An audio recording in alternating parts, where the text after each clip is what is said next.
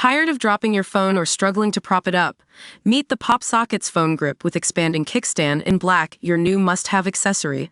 Don't miss out. Grab yours today. Click the link in the video description to shop now on Amazon. State pension age hike to 67 can't be justified as death's rise. Axe it now. Those are the words of Dennis Reed, founder and director of elderly campaign group Silver Voices. He breaks with the consensus that the state pension age should keep rising and rising, saying it can't be justified and won't save money.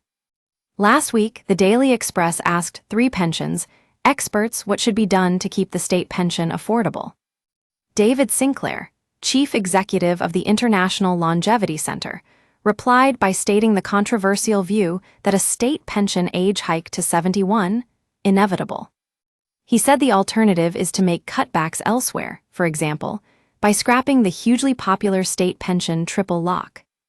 Dennis Reed takes a very different view. He's furious that pensioners find themselves once again in the firing line, as Chancellor Rachel Reeves seeks further public expenditure cuts. Following the winter fuel payment raid, the ditching of social care reform, and the refusal to compensate WASPy women, Reed is worried about the next line of attack.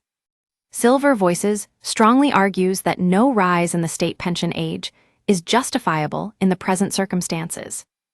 All previous rises have been justified by the steady rise in life expectancy and claims that people are able to work later in life. Neither currently applies, Reed says. Don't miss new state pension threat as Rachel Reeves' guru says axe, bonkers, triple lock latest. Increases in life expectancy in the UK have stalled in recent years, particularly after the pandemic. In some deprived areas, life expectancy has actually gone into decline. There is no sign this will pick up anytime soon, given the aftermath of the pandemic, pressure on the NHS and cost of living crisis, he adds. Like many, he expects the scrapping of the winter fuel payment for 10 million pensioners to drive up the number of excess winter deaths. The idea that most older people will be able to work ever later in life is also a fallacy, Reed says, particularly those with physical jobs. All statistics show we are a sicker society, with healthy life expectancy falling for both men and women. Millions sit on NHS waiting lists for routine operations and screenings. That's a major cause of this decline in Britain's health. Reed said older people face other challenges. We also know that many find it much more difficult to find and retain employment, even if they're capable of doing the job. No action has been taken by successive governments to root out endemic age discrimination. Extending the state pension age will simply leave more dependent on benefits. It will probably cost the exchequer more in the long term, he said. Don't miss state pension horror as Rachel Reeves drags incomes below minimum needed to live latest. ISA deadline is almost here. Shield your savings from Rachel Reeves' insight. Rachel Reeves' meltdown as growth plunges and borrowing soars, worse to come, reveal. We use your sign-up to provide content in ways you've consented to and to improve our understanding of you.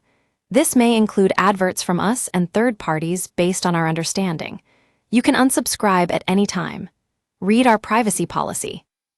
Reed said the imminent state pension age rise to 67 from 2026 has all the makings of another WASPy women scandal, as the government has given inadequate notification of the changes.